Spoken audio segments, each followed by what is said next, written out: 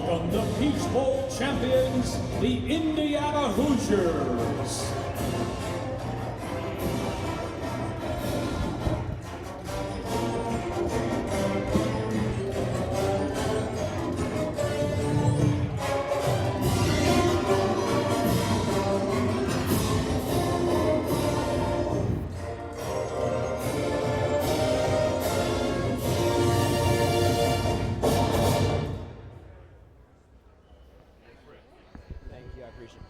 Hey man, how are you? Good, how are you? Doing well, man. Good. With Elijah, how do you develop late hands? He's got late hands, he's got strong hands. How do you develop that? Just a lot of ball skills, drills in practice, but I feel like that's kind of a natural thing that especially a guy like Elijah has.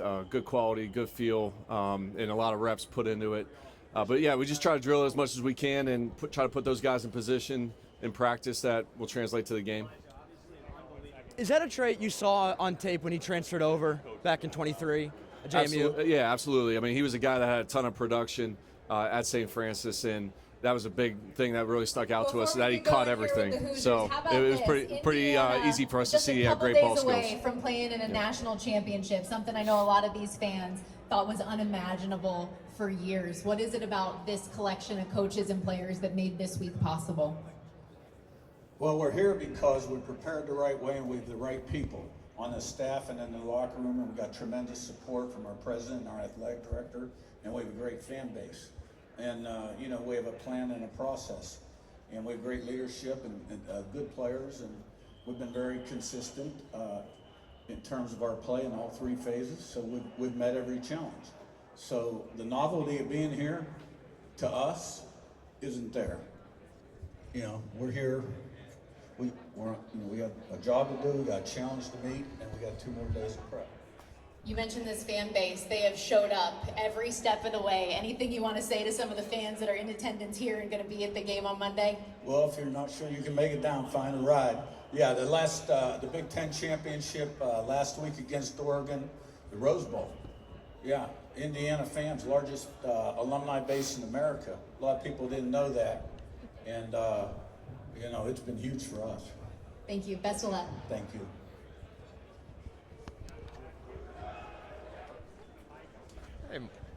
Hey, Mike. Hey.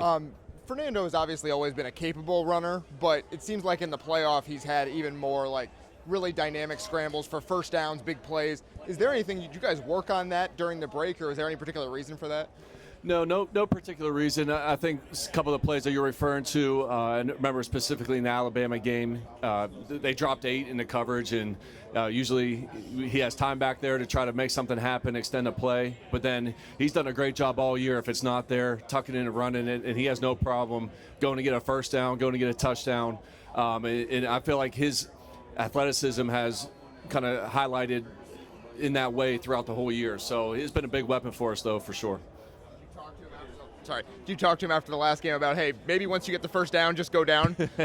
Yeah, there was a few times, especially whenever we had the lead, in a comfortable lead, that we were just telling him to be smart. And but that's a hard switch for him to turn off at times. He's such a competitor.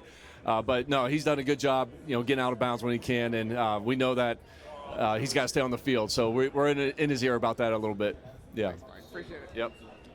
Hey, Mike, Paul with USA Today. Nice to meet you. Nice to meet you. When you guys arrived here as a staff and bringing over the program and the system that you had run at JMU, as you came here almost 2 years ago, what was like the initial core messaging that you guys provided to really the holdovers to help translate what you had achieved and help them see the big picture? Yeah, for those guys, it was first of all just getting to know them as people, but then after that, it was a lot about, hey, here's what we can do, here's how we see you fit in our offense, and then the production that we were able to have, especially on our side of the ball, and obviously the defensive side of the ball. I feel like that excited some of the guys, and the system has been proven throughout the last few years, and I feel like that was able to keep some guys around. And then as far as the actual messaging, though, it was all just about the day-to-day process, and that's something that Coach Signetti has spoke about for a long time, since the day really I started working with him. If you put the work in, if you make the sacrifices, if you're consistent, you're going to reap the benefits on game day. And we had a lot of talented guys that did stay from that previous staff and through the coaching change. And we're very fortunate for that because a lot of them are still making big contributions for us. And how much did you rely on the players who had come with you to help deliver that message? Were you relying on guys like Elijah and so on to hammer it home? Yeah, that definitely helped. And not only are these guys great on the field, but they're great locker room guys.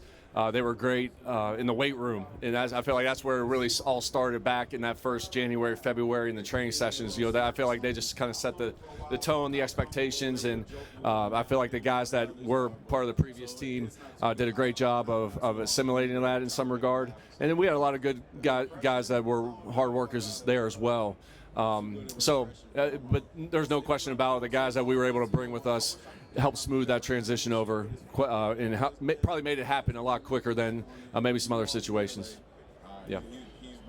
Coach, when you look at Roman Hemby as well as Kaelon Black and the rest of the rushing attack that you have here on the offensive side of the ball, just what you can say about having that stable and so many strong players there. I mean, we have a 1,000-yard back already, and there could be a second one after this game. So what's it like to kind of delegate who's getting the ball?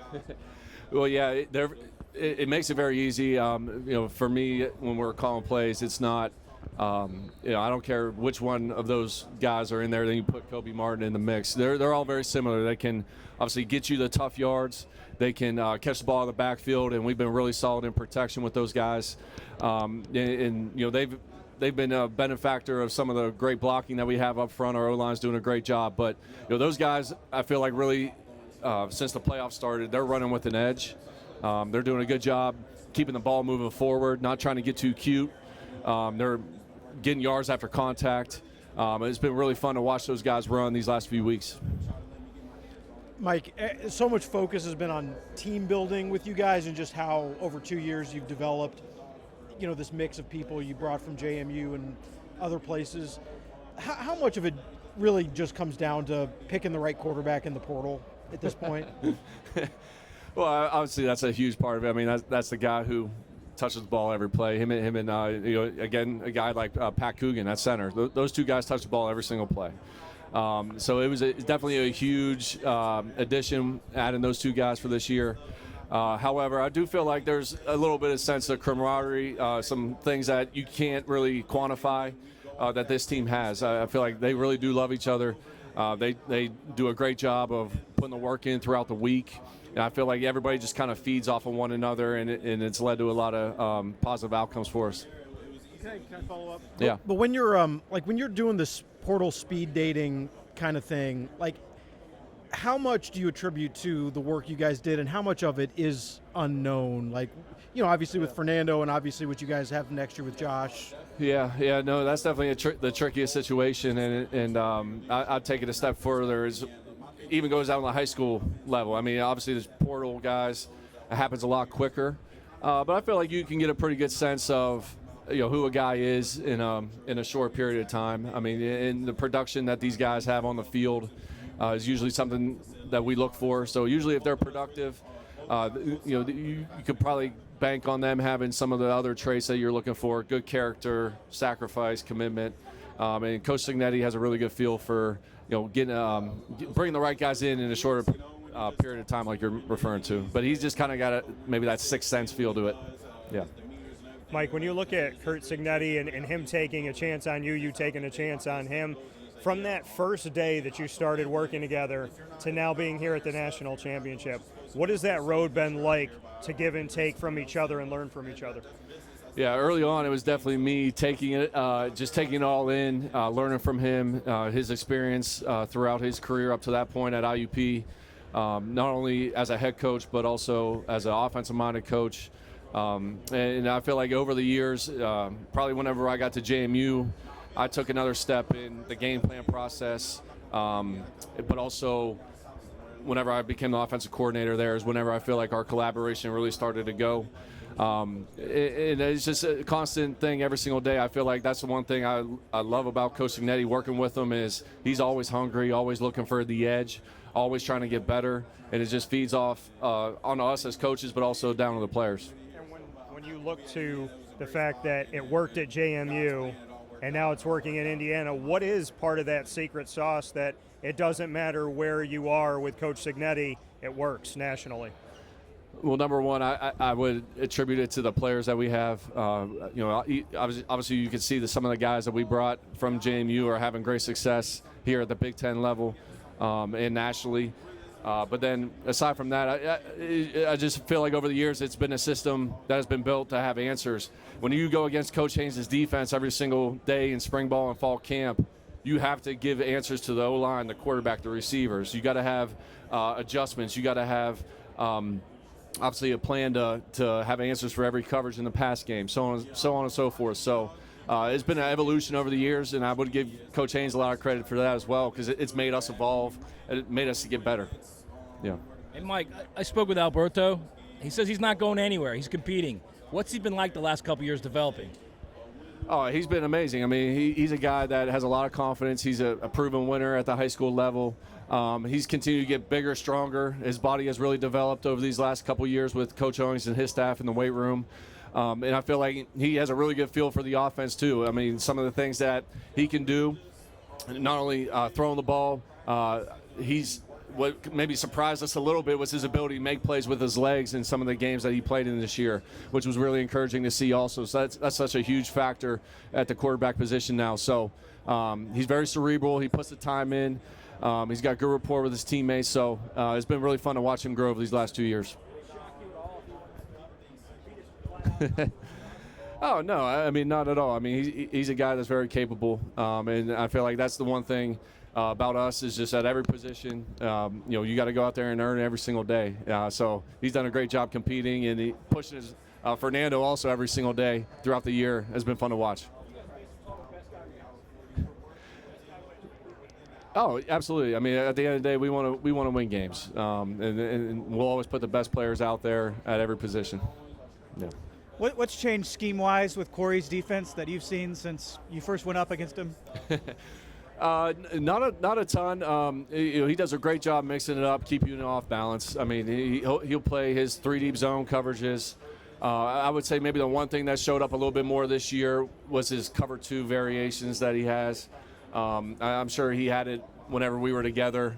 Maybe I wasn't as in tune to it as I am now, but the one thing that's very consistent with him is he's always going to get his players to play hard as heck.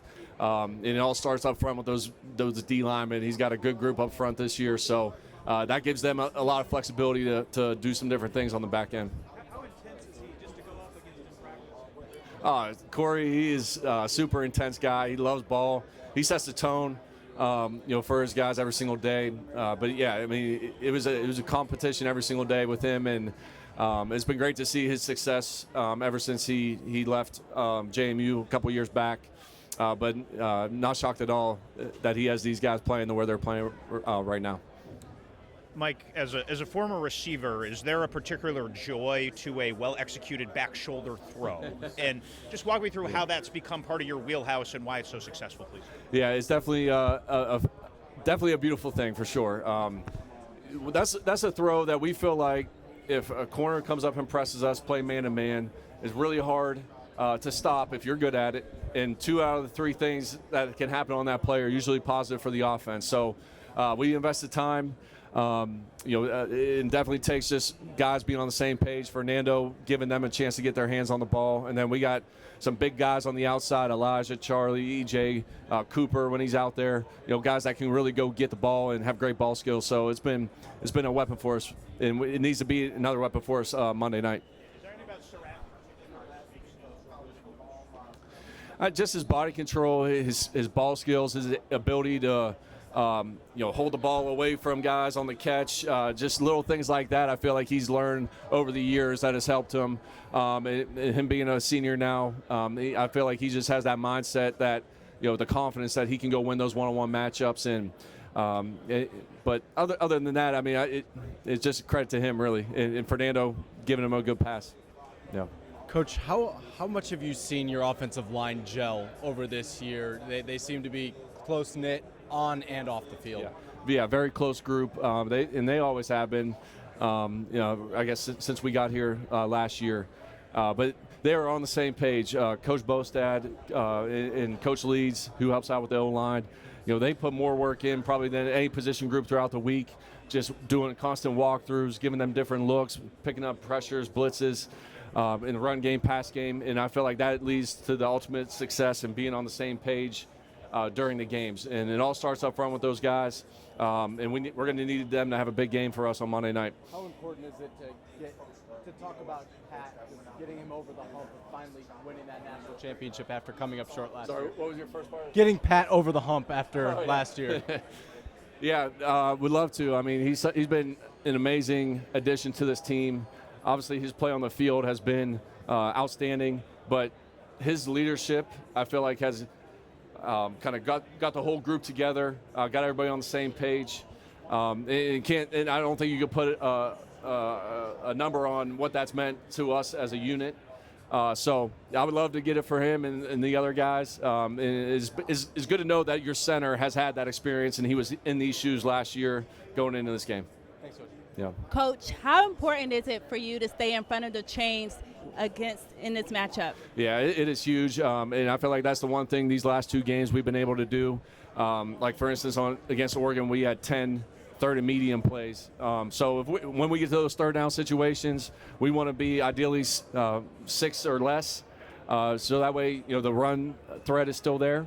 And we were trying to kind of eliminate the D linemen in those exotic packages that Coach Heatherman has on defense there to just make it a little bit easier for us to identify the pressures, identify the alignments up front.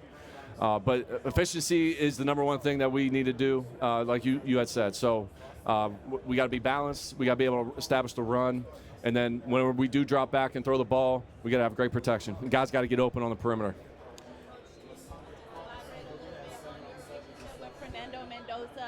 And have you spoken to him about coming back to Miami and playing at his hometown? I have not spoken with him about that. It's been just been so great to see how this whole thing developed. I remember around this time last year, he was just getting on campus. We went out to dinner, and we talked about being in a position like this. So credit to him for all the work that he's put in, his ability to get to know everybody on the team, his work ethic, just the human that he is. I feel like everybody's now sees it across the country. So it's been really fun to watch that and have this all come to fruition for him. And I know he's going to be excited to play here, but also at the same time, we're trying not to make it bigger than what it is. Yeah. Mike, we talked a little bit in LA about getting ready for the portal, and now it's through the portal, and you have like a whole group of a dozen or so guys on offense and defense back at Indiana working out. Josh, I've heard, is leading the workouts. Just what's it like to have like the next team starting while this team is finishing? It has to be a bit. Yeah, it's been a little bit unique. I know it's good to hear what you said about them. Those guys getting after it. I know they're getting in the weight room now. We've tried to just focus on this team for right now. But it is exciting. Some of the additions we've been able to bring in, guys that have a lot of experience, a lot of talent. So whenever we get back next week, we'll be able to get up started with those guys and really get them going with the offense and get them accustomed to what we'd like to do. Yeah. Thanks. I'm sure you've been asked about this. Corey said you were best man in his wedding, if I have that right. Sorry, I can't hear you. Corey said you were best man in his wedding? Did I? I was not. I was at his wedding. Oh, maybe it was your at his wedding. Maybe it was Coach Haynes. Yeah. What do you remember about the wedding? Anything in particular? I saw Corey smile, maybe for one of the first times ever. No, it was a lot of fun. I mean, it was a great venue up in Maine, and just beautiful event. So, hi, Coach. One of your successes or secrets seems to be the high turnover margin of your team, which also means that you don't turn the ball over that often. Yeah. Can you talk a little bit how you teach discipline? Or how you adapt your game plan to have low-risk situations? Ball security is the number one thing we talk about every year. Going into spring ball and fall camp, we do a little meeting on how to hold the football, the expectations when guys are running with the football. And then we also talk about finishing plays and running to the ball and creating good luck that way. And I think you saw that last week with Pat Coogan falling on that fumble there. It was a big play in the game, led to a touchdown later that drive. So it is a huge point of emphasis. So all the ball carriers know what we expect out of them. And then it comes down to Fernando making good decisions in the pass game. I know he's thrown a couple picks throughout the year, which is going to happen at times. But that means we got to have good protection. We got to make sure that he can hit his back foot and deliver a good, accurate ball. And then he's got to obviously throw it to the right guy and also cut his losses. He's done a good job tucking the ball and running whenever he needs to. Or also just throwing the ball away and getting us to the next play. So all those things, situational football, ball security is stuff that we coach and talk about every single day. A little bit of a follow-up. You guys have been blowing out teams recently, but people tend to forget that you had some close games, Penn State, Oregon earlier. Blowouts tend to make people slacking. How do you try to avoid that going into this game? I'm not too worried about it just because of all the older guys, the experience that we have in our group. They know, and they're going to be ready to play a full 4-quarter game or more if we need it. So we've been fortunate to, maybe play some other guys, in these last couple games. But we're expecting a full quarter, 15-round fight against a great Miami defense, and I know our guys will be prepared and going with that mindset. Coach, with the secondary for Miami banged up a little bit, they lose Lucas for the first half of that game. Does that change the script a little bit offensively, calling plays, knowing that they're going to be down a man in the first half, coming back in the second half and be a little different? Yeah, we're going to throw the ball every single play early on. No, I mean, they're very capable. They play a lot of guys back there. Throughout the whole year, you've seen different lineups and different starters. I mean, the safeties have been consistent. The nickel, Scott, great player. But they do enough to keep you guessing whether it's going to be press, off, cover 2, cover 3. That it is hard to dial it all up. But we also know that I mean, just in general going in, we got a lot of confidence in our guys. But we're going to have great protection, give Fernando the time to throw the ball early. But I mean, we'll keep a close eye on who they're playing, where each guy's playing on the back end, especially at the corner spot. Because it seems like that's where they've had some guys in and out these last few weeks. Yeah. Mike, there's been a lot of stories written about how Kurt and his eye for talent development and evaluating talent. Is there an instance where you've seen him do that, like in live action, where you even were like taken aback by it? I'm trying to think of a good story, but no, there's not one that jumps out of my mind right now. The one thing I will mention though is like watching a recruit for him is like watching it or getting ready to play a game. You're not just gonna watch the red zone one time. You're gonna go back. You're gonna watch it again, see if there's anything you can pick up on, and that's I feel like his approach to recruiting as well, whether it's high school or portal. He likes to go back and really evaluate 2, 3, sometimes 5 or 6 times, and that leads to an educated decision. So I feel like that may be an instance. There's not one particular thing that sticks out to me right now. Sorry about that. Hey, Mike, Pac-Man Jones with Politely Raw. Shanahan has a hell of a last name. I got to ask you a question. You're playing against a good defensive front. I know SEC ball is a lot better than ACC ball. Would it be any difference or any game plan difference facing this front that you're facing with the Miami? I just think it's going to be really critical that we establish the run game and have success on first, second down, running the football. Staying out of second and long, and then obviously third and long situations where those guys up front are at their very best, getting after the quarterback. So we got to be judicious, I feel like, and timely whenever we take some shots down the field, and really. I feel like that's been what we've been able to do all year long, though. But whenever you can establish the run, it's going to relieve some of the pressure off the O-line. We know that they got a big challenge ahead of them. Miami's D-line, it all starts with them. They got a lot of really talented guys, but also play really hard. And, they can be very disruptive, as we all know. So, keeping them off balance with the run pass, but also the scheme, what they're seeing, play in and play out. It all goes into it. And then, moving the pocket, changing the launch points. Quick game, RPOs. I mean, just trying to keep them off balance, keep them guessing throughout the game. Yeah, Coach, you and Coach Haynes have been with Cignetti for a long time. I think dating back to IUP for you. Yeah. Is that correct? Yep. What is it about Coach Cignetti that you want to retain, stay with him? Players are rotating quite a bit on all these rosters, yeah. But you guys' staff has had a tremendous amount of retention. What's up with that? Just for me personally, it's been number one, the way he treats us. He kind of gives us ownership of our position rooms, and I appreciate that. Our schedules plays a little bit into that as well. He allows us to get our work done and get out there if we need to. But I feel like even though we've been together for so long, the changes that we've done or had from school to school, even at JMU, starting at the FCS, going to the Sun Belt, it felt like we were always just being able to level up.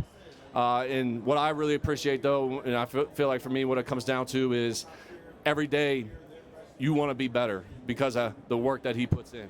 It's just kind of that constant challenge of, being having that growth mindset, if you want to call it that. Never satisfied, always trying to find ways to gain an edge. And I feel like just he kind of embodies that and makes you want to do that. And I feel like for me, that's made me be better. Coach, everybody is getting a lot of, I would say, respect. Mendoza, the running back. What about this offensive line that you have? They're pretty damn good, I will say. Yeah. It all starts with them up front. They've done a great job for us all year long. They got a really good camaraderie. They're always on the same page. It starts with Pat Coogan making all the right calls, getting everybody ID'd to the right people.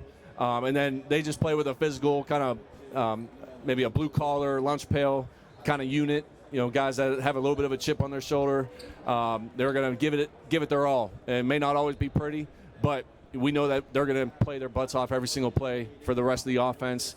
And they're always on the same page. I've been so impressed with them whenever they can come off the ball, roll people, get knocked back, but also whenever they need to pass off twists, pick up blitzes in the run game. They're always super prepared, and I got to give a lot of credit to Coach Bostad, our O-line coach. Been doing it a long time. Does a great job getting those guys ready to go on game day. Mike, what's up, man? Pete Naked. Hey, how you been, man? A year ago, right? Fernando commits. Yeah. Miami makes a late push for him. What do you remember from that? I don't remember a ton. No, we knew there was a lot of suitors out there for him. We were very fortunate that he ended up with us. But recruiting's always never over till a sign on the dotted line. So we were just fortunate that he chose Indiana and wanted to come be a part of what we were building.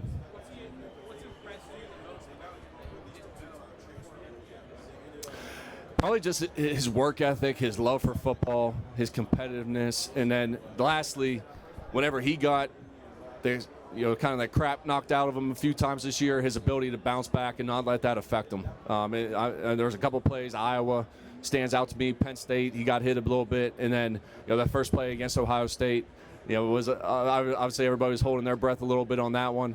But just his willingness to lay it on the line every single week for his teammates, I've been very impressed with. Yeah, thanks, Pete. Hey, Mike, when you're building player-coach relationships, what is the dynamic that Coach Cignetti expects you and kind of puts onto you and the other coaches to make with those players? It always starts with just getting to know who that person is outside of football, just knowing the background, knowing the family, just trying to know them on a personal level. That way, whenever you're coaching them hard on the practice field, they know that it's their best interest as a player, and it is never personal. But I just feel like keeping the main thing, always respecting their time, just being there, knowing that you have their best interest at their heart, always being honest with them. I feel like it is something that he's always taught me, and I feel like that's what players want. They want honest feedback and things to get better at, things they're doing well. And at the end of the day, they know exactly what it is. They're very black and white, and they can go out there and make those proper adjustments. What about the tone that he sets for the rest of the team and the coaches? He sets a tone every single day. Just his and for us, it's been a lot of eliminating distractions, understanding that what we've done up to this point is not going to earn us anything moving forward, whether that's after the third game of the year or right now. Just day to day, keeping the blinders on, just focusing on practice or meetings and stacking those throughout the week as it leads into game day. How happy are you that you don't have to throw the ball towards D'Angelo Pons on Monday? Yeah, I've seen enough of that during practice. I'm tired of watching him get PBUs and wearing us out a little bit on the perimeter. But no, he's he's a great player, super competitive guy, and it's been fun. He's made every single receiver in our room a lot better going against him every single day. Yeah, thank you. Mike, I think people look at your path to get here, obviously Coach Cignetti's path to get here, the fact you don't have a ton of 4 and 5 stars, that Indiana's history, all that, and they think, like, this is some great magic trick you guys have done in order to have this level of success. Does it feel that way to you, or is this just like showing up to work and doing it the right way?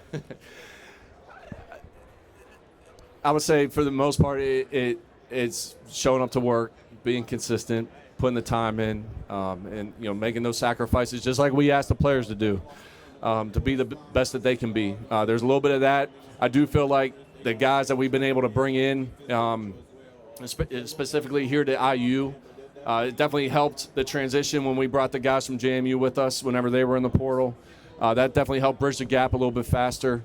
But then from there, it's all about bringing the right people, because there's a lot of really good players out there. But having guys that have a team-first mindset, guys that are willing to commit, guys that really love football. I feel like we have a group of guys that, kind of check all those boxes. And I feel like, you combine that with the talent that they do have. Maybe they were just underrated as recruits, mentioned in the 4 or 5 star thing. Maybe they were just flew under the radar, which happens quite a bit. And everybody's just kind of seeing, their growth and development and throughout the years. That has brought this whole team together. Hey, Mike. Ladies and gentlemen, please stand by as the Hoosiers rotate podiums. Can I ask right quick? You guys have so many players on your roster with incredible stories, pathways to get here. To me, in a lot of ways, Elijah epitomizes. He goes to St. Francis, he changes high schools, comes to JMU. He said he was like emailing coaches trying to get any kind of hit, and now here he is, one of the best receivers in college football. Yeah, I'm so happy for him. I remember recruiting him when he was in high school. It was, I think, during the COVID year, and we were FCS at the time. We didn't have quite as many scholarships. He made a good move to go to St. Francis, which got him the scholarship to St. Francis University in PA. And actually from there, he worked with one of my former college teammates and roommates, Marco Pecora, who's offensive coordinator there. So when Surratt went into the portal, I called him, and he gave us a glowing recommendation. And everything that he told us was spot on and became true. But, yeah, I feel like we do have quite a few of those guys that were under-recruited, had to take the path less traveled to get to this point. And it's definitely a little bit of a chip on their shoulder mindset, but now they also have the confidence that they belong, and that not only that do they belong, but they're some of the best at what they do across the country. Yeah. Maybe to follow up on that, my previous question, is the magic trick just the ability to see talent in guys that maybe get overlooked from some other folks? I think there's a little bit of that, and we don't get too enthralled with, height. Obviously it's important, but we know that being a football player is different than running a 40 time or jumping 40 inches in your vertical or being able to squat 550 pounds. You got to have functional strength. You got to have kind of a knack. You got to be smart. You got to have a good IQ, the work ethic, all these other little things that go into being a good football player. Obviously, we've been able to hit on some of those with guys like Elijah and maybe an Aiden Fisher, D'Angelo Pons. But then we also have highly recruited guys like Omar Cooper, who was a 4-star. Yeah. And he has done a good job of developing in the weight room and putting the work in outside the building, things that maybe these other guys have rubbed off on him too. So it's a little bit of both. But I feel like there is a little bit of a special thing that this team has that it's hard to put your thumb on exactly how it got to this point, other than that they love playing ball. They care about one another, and the focus and the week-to-week mental intensity that it's taken to get to this point, they've been able to live up to that and meet every challenge. Sig said that you have a play called Wizard that was installed for this week. Is that like an inside joke about everybody thinking that this is he's a wizard or something, or was that just the name of the play? Well, I guess if he mentioned it, I guess I can talk about it. No, it's really just kind of a word association with another play that we have, just so these guys can remember it a little bit easier. But it is funny that you mentioned that with some of the things that I've seen on social media over these last couple of days. Yeah, thank you. Coach, I'm sure you've been asked things like this all week, but with guys like Bain and Mesidor pass rushing, how are you hoping to kind of take them out of the game early? Well, you got to run the football. You got to be able to kind of wear them down in that area of the game. They don't come off the field too much, but there are times where maybe some of their backups will get in there, and that could be an opportunity. But we know, whenever we do throw the ball, it's going to be a huge challenge for us. They've made a living off of sacks. I know Coach Heatherman's philosophy on defense is to get after the quarterback, affect the quarterback, and they've done a great job week in and week out. So, changing up the launch points, changing up the timing of when the ball's getting out of the quarterback's hand. Obviously, Fernando's going to, and the receivers are going to have that clock in their head too. We know we're not going to have all day back there. We got to have a sense of urgency to separate on the outside. And then we got to be accurate with the ball and allow those guys to make plays. There have been stories about from the spring and even early fall that the Fernando Mendoza we see now is very different from the Fernando Mendoza back then. What's the biggest difference you've seen in him the last 6 months or so? I feel like I've really seen his personality come to light. I feel like he took the right approach when he got here, even though he was an established quarterback. He came in with his head down. He worked. He just got to know everybody. Wasn't trying to be a rah-rah kind of guy. He understood that we had some really good leaders on the team prior to him getting here, and I feel like he let everything kind of just happen naturally. But the one thing that I've been very impressed with, and I feel like his teammates really learned about him, was just his competitiveness, his toughness, his ability to shake off a bad play, come right back, shake off a good play, still be the same guy the very next series. His ability to kind of get the whole group together too, and his work ethic is off the charts. And those are things that you didn't really know until you got to the season. What about any in-game stuff that you think he's taken big leaps in? Definitely his footwork, his timing in the pass game, his willingness to keep the football in the run game whenever those opportunities present themselves. Coach Whitmer, got to give a lot of credit to him, getting him ready and prepared every single day. But you can definitely see his comfortability in the pocket. When you're 3rd and 8, you got to have a 15-yard throw. He'll stand in there. He's got good feel. And he'll deliver a great, accurate ball down the field. Also, trust the protection around him and stay in the pocket. That was one point of emphasis that we had for him coming out of previous years with him, and he's really took that to heart and got. I would say he's really good at it now compared to where he was in the spring. In terms of he would take off and run too much? Yeah, just get a little panicked, maybe rush through his reads, not do his footwork. Those were things that were happening in spring ball, going against Coach Haynes' defense. But then it took maybe 2 or 3 games early on in the year. But then once he got that rhythm going, I feel like he's been spot on, and he saw the benefits of it on the game film after those first couple games early in the season. When you saw him in the portal, are you thinking you couldn't have envisioned this, right? Well, I don't know if anybody could have envisioned where we're at now. We knew we had a good team. We knew that. If we stayed healthy, which we've been able to do for the most part, that we were going to have a chance to be a really good team. But we also knew that throughout the year there's some ebbs and flows. Keeping guys off social media, keeping them focused on what they need to do week in, week out is just as important as the X's and O's throughout the year. Just going in with the right mindset. And I feel like that's the one thing that has separated this team: the maturity of them, their ability to know, take every week as a new challenge. Has got us up to this point, and it's just kind of been a want-to-know mentality. Yeah.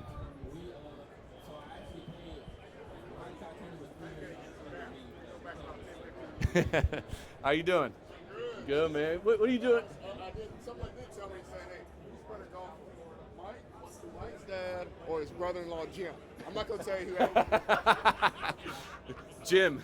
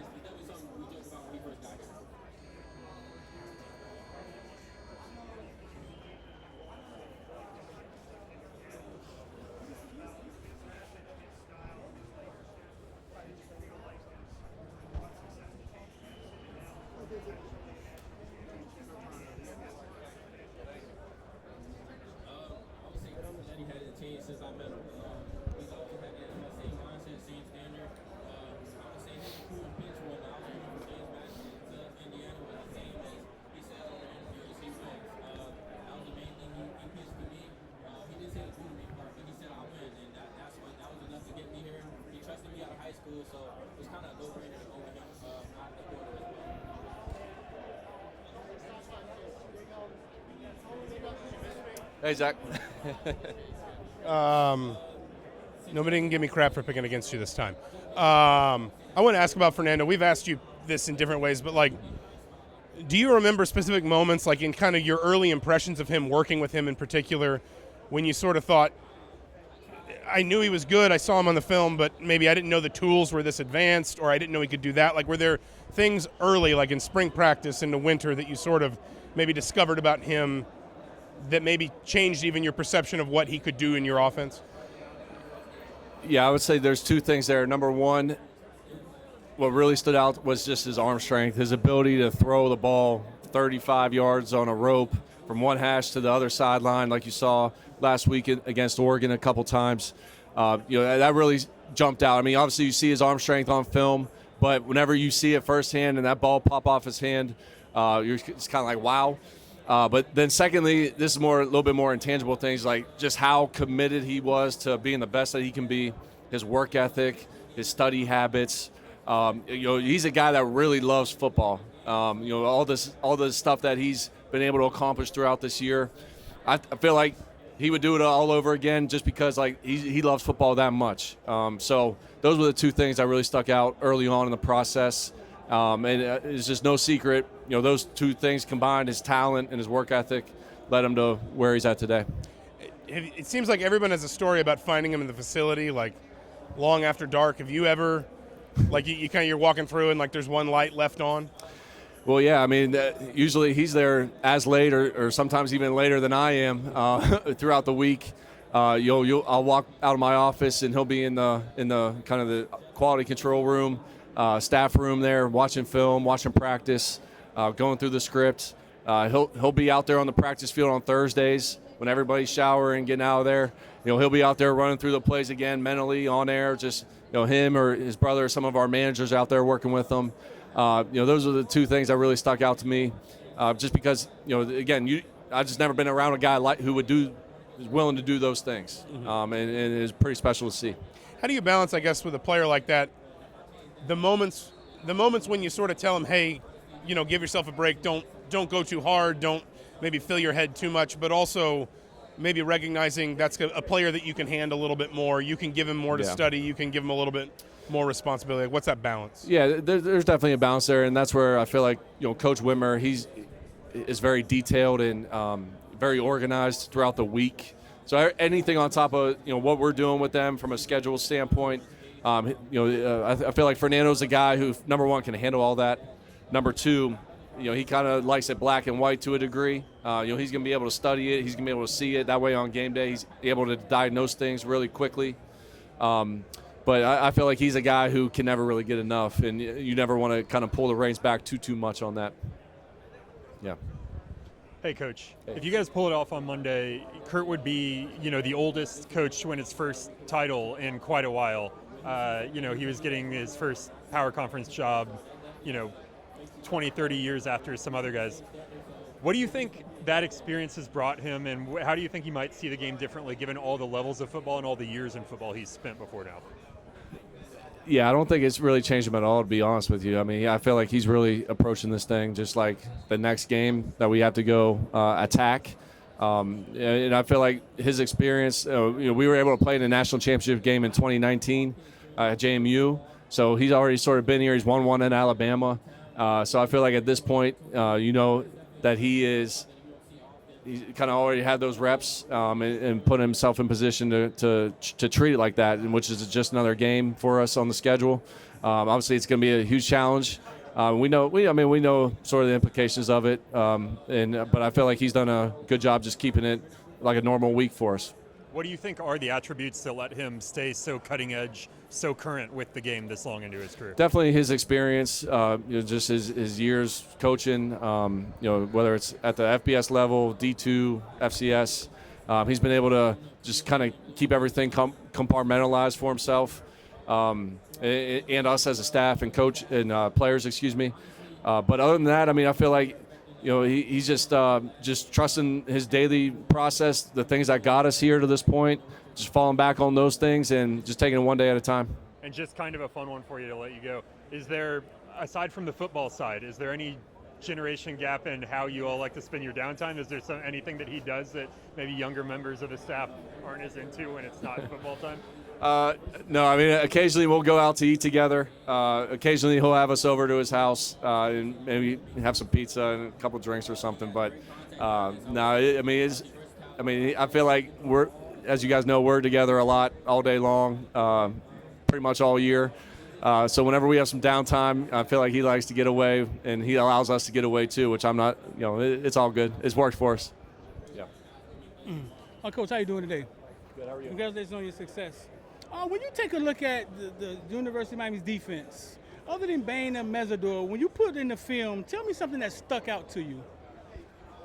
The thing that sticks out to me is not only do they have all the physical attributes, the talent, things that you can kind of see, I'm sure, whenever they walk in the room, but these guys play super hard. They play with great technique. They're physical, run game, pass game. They're going to be able to get the job done. And I feel like they just play with super high motors, which sometimes you see out of guys, but I feel like this really sticks out with those two.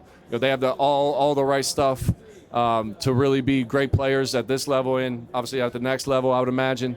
So it's been impressive to watch how hard they play, more so than anything. When you guys went after Mendoza in the portal, right? You were going after I'm sure you looked at other quarterbacks, and then you decided to get Mendoza to bring him in. When you decided to bring Mendoza in, were you thinking Heisman? Did you think it would go this well? Well, Coach Cignetti, one of the things he always says is there's never any self-imposed limitations. So I'm not going to say I could never imagine this happening.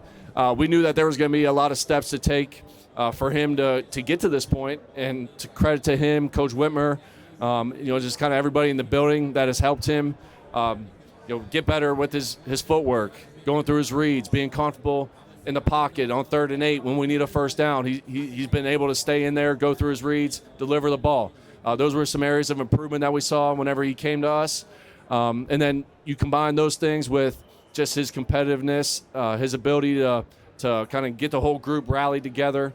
And his play early on in the year really spoke for himself. And, I feel like his leadership and his personality started to shine as well with all those talented things that you see on the field.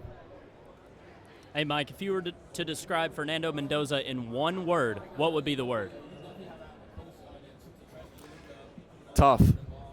I mean, I don't know if you heard some of that right there, but just his ability to be mentally tough, put good plays behind, bad plays behind him, move on to the next one, physically tough, take hits.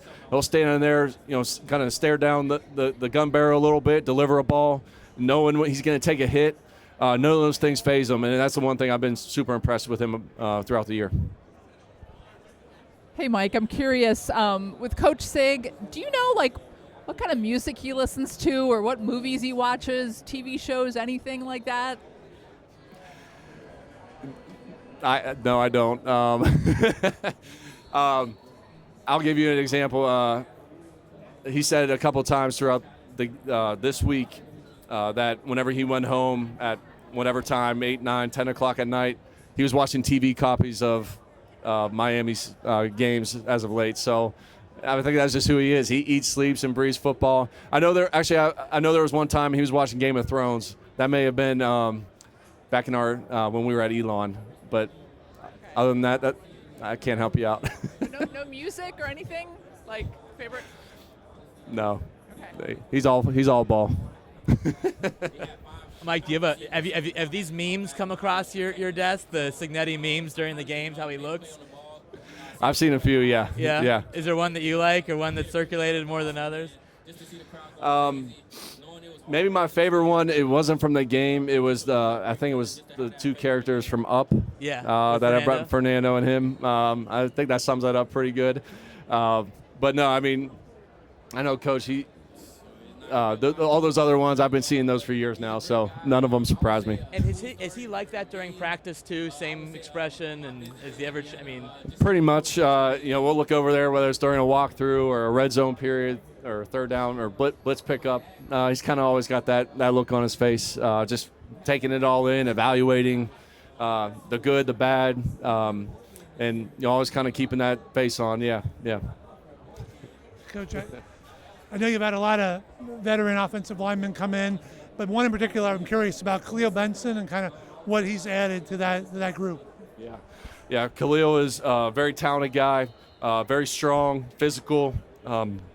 He's done a really good job just kind of relearn the offense, because a lot of things that Coach Bostad taught him 2 years prior have stayed the same. Our scheme has changed a little bit, but has soaked all that in. But one thing you really love about Khalil is the way he can come off the ball, move defensive linemen in the run game. He's been solid in protection. He's been a good teammate. There's been a shuffle there. He played hurt for a couple weeks and gave some other guys some opportunity. But he's a guy that's always been ready to go, and a guy who we're going to need to have a big game from on Monday night. And I'm curious as well, with Elijah at wide receiver, I mean, it's hard to imagine being here without him.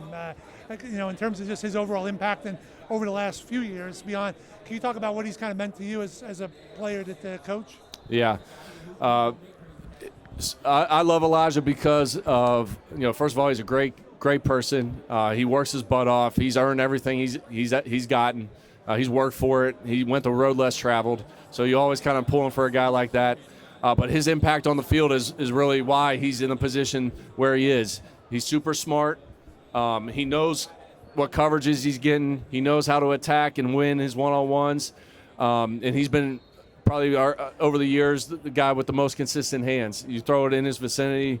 I feel like us as coaches, the quarterback, Fernando's got a lot of confidence that he's going to make the play, and he's proven that time and time again. So, super happy for him, and he knows more than anybody that we're going to have a huge challenge for us on Monday night. But I feel like the one thing that's really switched with his mindset this year compared to last year is that he belongs, he's super confident, and that he knows he has the ability to make plays against anybody in the country. Hey, Coach, Sig would be one of the oldest coaches, certainly the oldest coach in recent memory to win a title for the first time. Why do you think it took so long for him to be hired at a major conference? That's a good question. He's always been very successful. He's been around a lot of great coaches, as we know. I feel like maybe some of that was him being selective in what schools he went to. I'm sure he had some other opportunities that he declined throughout the years that ultimately allowed him to be where we are today. And I feel like he's always been very smart and strategic, and no different than whenever we go to game plan.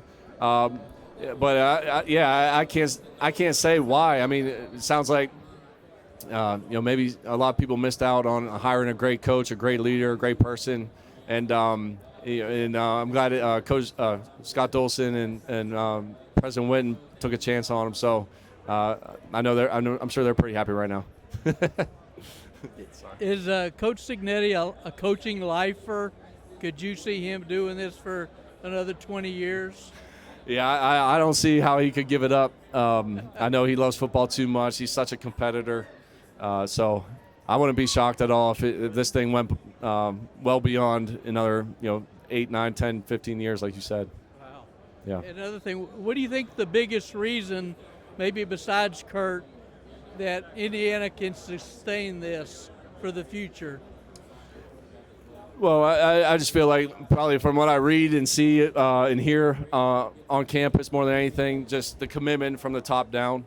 Scott Dolson and President Witten, it seems like that they're all in on football and giving Coach the resources and the athletic department and just giving everything that we need. From my perspective, I mean, that's at least what I read and see and what I know. But I feel like, that's the number one thing. Everybody's in really good alignment here. And obviously our success on the field has allowed us to continue to recruit at a high level. I feel like there's a lot of good players that want to play in, whether it's offense, defense, be a part of our special teams as well. So hopefully it just continues to build off of each and every year like it's done up to this point. Hey, Mike, when did you know exactly what you had with Fernando? Like, how long did it take? Was it in camp? Was it before then? Well, I'll answer this in a couple layers, but obviously seeing what he did at Cal, his raw talent, his ability to make plays, his ability to win some game-winning drives, some of those intangible things that you love in a quarterback. in spring ball, whenever you saw it in person in front of you. His ability to throw the football was very special. His athleticism got better, even the short amount of time that he's been here at IU with Coach Owings and his staff. And then I felt like after the very first game against ODU, there were some things that he reverted back to, kind of old habits, I guess you would call it. Once he made those adjustments, saw it on tape, and we came back, we played Kennesaw, who ended up being a really good team, having a really good year for themselves. And he was on point. And I feel like from there, just his confidence in the coaching, his confidence in the personnel, his teammates around him really increased. And then that allowed him just to take off and build every single week after that. Once again, 5 minutes remaining in the Indiana Hoosiers media session. Sure. And then in terms of personality, obviously a lot being made, I think, of both the personality of your quarterback and your head coach. Yeah. In the end, it all comes together beautifully. How does it all work behind the scenes to obviously have the kind of season you guys have had? Everybody has the ability to be themselves. I feel like, Coach never made it a point to make Fernando the only leader of the team, knowing that we had a lot of good guys. I felt like maybe that took a little pressure off of him. Just allowed his focus to be on his play and getting to know his teammates and getting to know the offense and that whole deal, just the way we do things. But other than that, Coach Sig, he's a little bit more. There's a little bit more to him than maybe what you see on film or on TV at times. And then Fernando, I feel like was really cool about his year. You really saw him kind of come out of his shell. Once he got the respect of his teammates and on the field in season, I'm not saying he didn't have it in the offseason when he got there. But whenever he started having success, you saw his personality really start to shine, and it's been pretty cool to see. Definitely like kind of the differences, but how it all has come together. Yeah. Do you think there's anything in the Indiana blueprint that we're going to see other programs try to copy? Potentially, yeah. I feel like maybe. I don't know. I can't speak on that just because every school has their own unique challenges, differences. I feel like, Coach Sig, his ability just to identify things and have a feel for things that you can't really quantify or put a number on. I feel like he just his experience over the years doing it has allowed him to maybe make some decisions that other people wouldn't. But I'm sure there are some people that in schools that want to try to replicate it. Are there about 50 schools that want to come to spring practice to see y'all this year? Man, I guess that's not too far away at this point now. Yeah, I'm sure there'll be a few that want to come by, but no, we always welcome that. At the end of the day, we're all trying to get better, and I'm still learning from a lot of people across the country, and so I always welcome it. It's hard to believe that. Spring ball is only about a month and a half away. When you guys were at JMU with Corey, did you guys play like staff games or hoops or anything together? I played basketball a couple times, but we would maybe do a golf day every once in a while. But no, nothing other than that. Maybe have some cookouts, low key stuff. Yeah. I got one more. Any misperceptions about Coach Cignetti that the world doesn't see? It's no secret now. I saw one of his interviews after the game in the Peach Bowl, but he does smile, he does joke. He'll laugh every once in a while, probably more than people would think. But no, other than that, I feel like he is a guy who is very routine driven. And I'm sure you guys can see that from the outside perspective. But he likes to have a good time in the office and kind of keep people on their feet and or on their toes, I should say. And just keeps it interesting, just enough to be like, where did that come from, kind of thing. Crack a beer once in a while. Yeah. Has he mellowed at all these last couple of years? No, not really. He's always been like this, and that's the one thing I obviously admire about him. Every step of the way, he's always been the same person. Always kept it pretty consistent. And obviously, we've made slight tweaks, maybe to a practice schedule or a routine throughout the week on how we study film. But for the most part, himself, he's always been all about football, all about what's important, and he's kept it pretty consistent. Yeah. Thank you. Yes.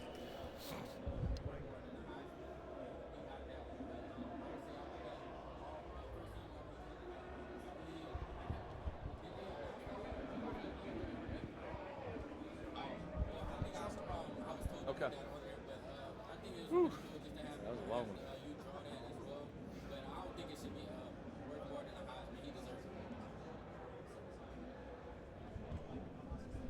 Ladies and gentlemen, that concludes today's media day. Alrighty.